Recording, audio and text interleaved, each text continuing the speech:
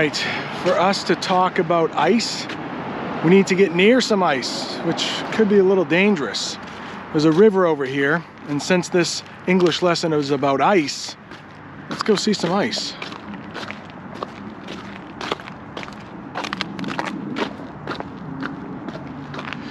But, whoa.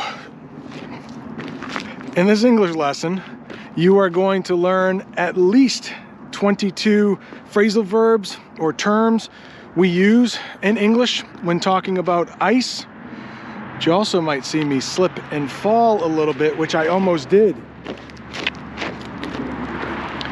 It is quite icy. But before we get into the lesson, let's take a look at that sunset over there.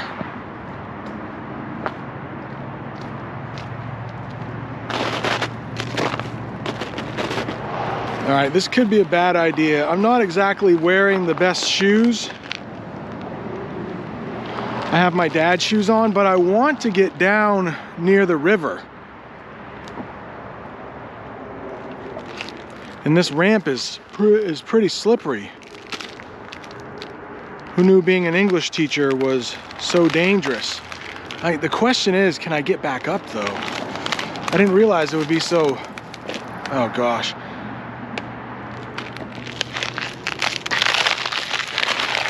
Okay, ice. We're talking about ice today. And the first thing I want to talk about is ice up and ice over.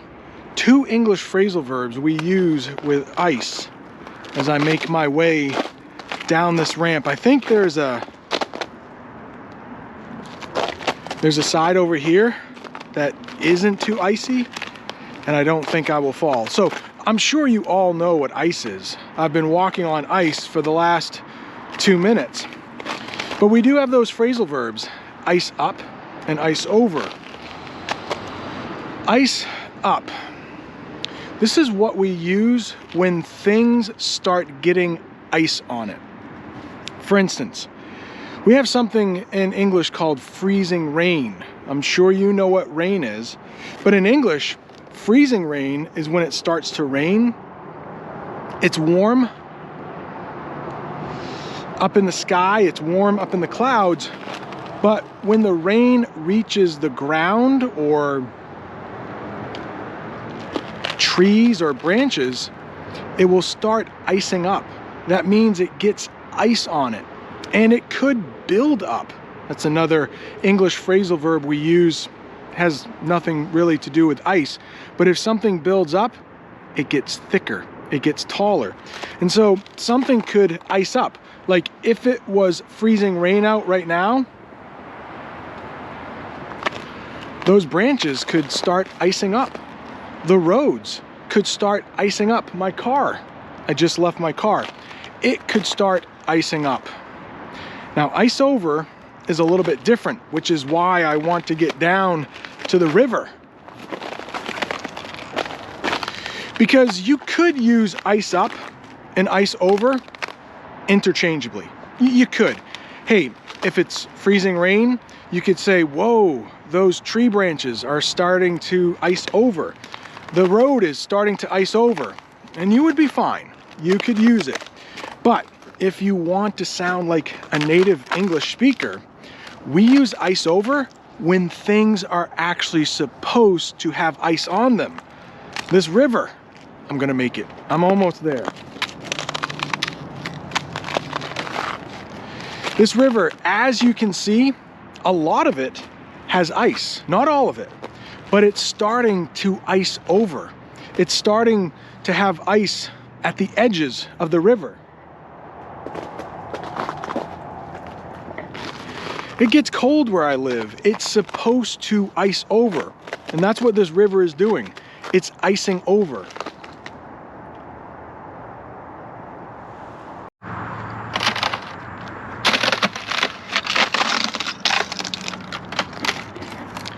You see how that ice looks down there? We might say those are ice crystals on top of the ice. And I'm sure you know what ice is, but did you know that we actually have an adjective to use with ice? And it's icy. So the roads could be icy. That ramp right there is definitely icy. So when things start having ice on them, you can say they are icy.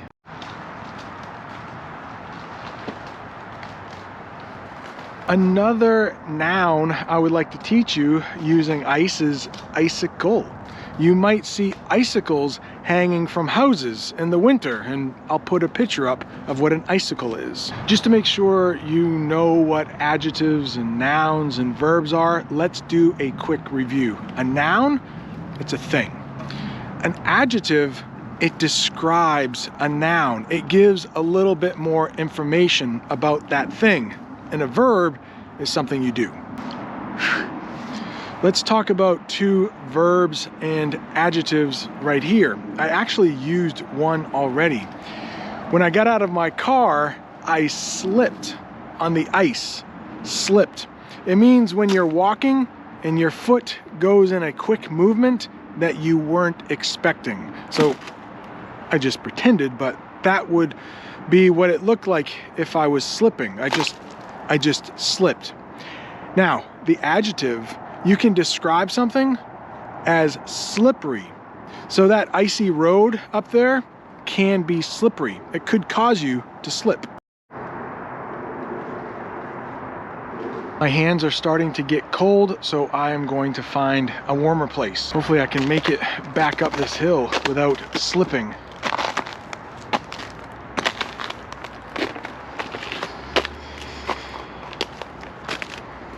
Oh yeah, I found the sweet spot, but there's no light. But I can't walk backwards. That's too dangerous. Speaking of dangerous, I'm just recording this in case I slip, because that would make for... Okay, I just slipped again, but I didn't fall. So falling would be if I went all the way down to the ground.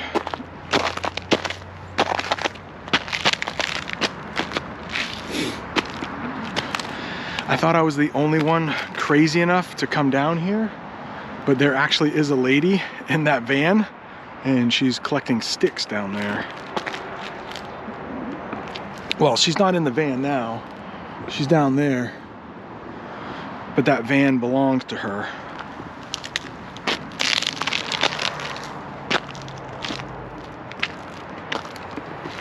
Okay, I think I'm pretty safe. You know, one thing that helps if something is slippery or icy, those two things are almost the same word pretty much. It's if you put sand down.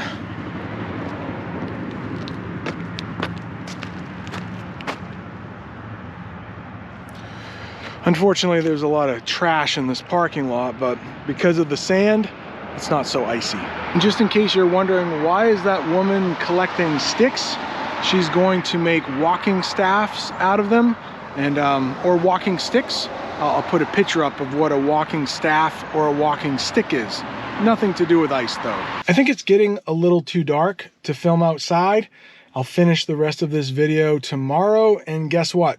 I think when I continue filming, there will be a lot more snow on the ground. We're supposed to get some snow overnight. All right, it's the next day. Quite a difference, huh?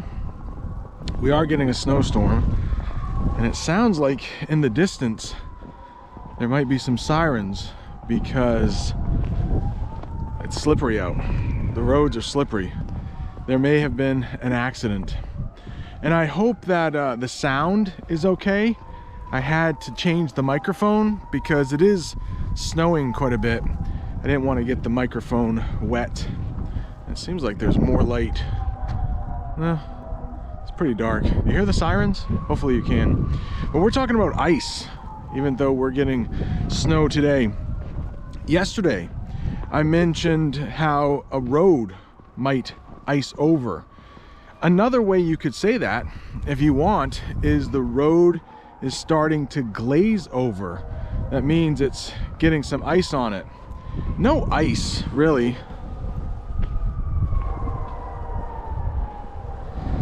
No ice really on the roads, just a lot of snow. If there was ice, you probably wouldn't be able to see it anyways. It's easier to slip on ice if there's snow covering it. Uh-oh. Looks like we might have a plow coming this way. Sounds like it. No, it's on the next street.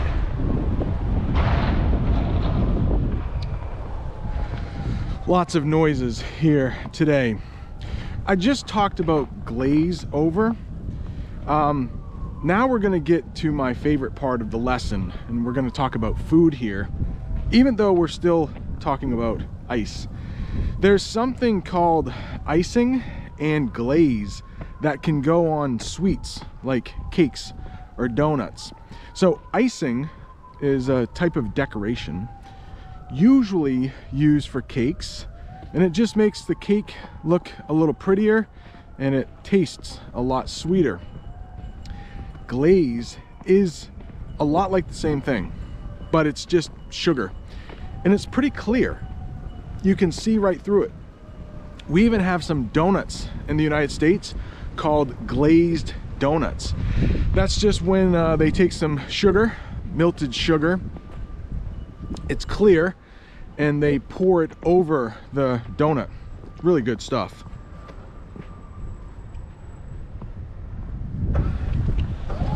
Yeah, there's a plow on the other side of the street over there, and there's a plow right beside me too. One thing you have to worry about when the road starts to glaze over is black ice. You might hear that term sometimes. It's ice you can't see, and it can often cause some accidents on the road.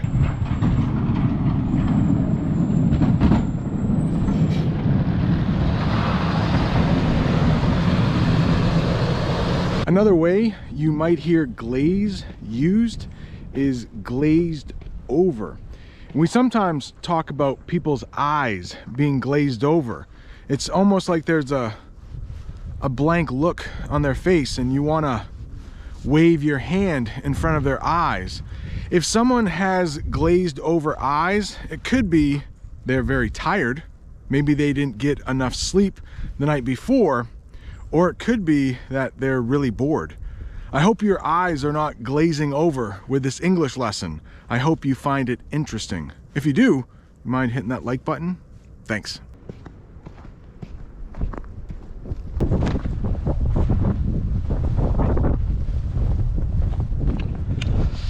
Lots of wind here today, lots of wind.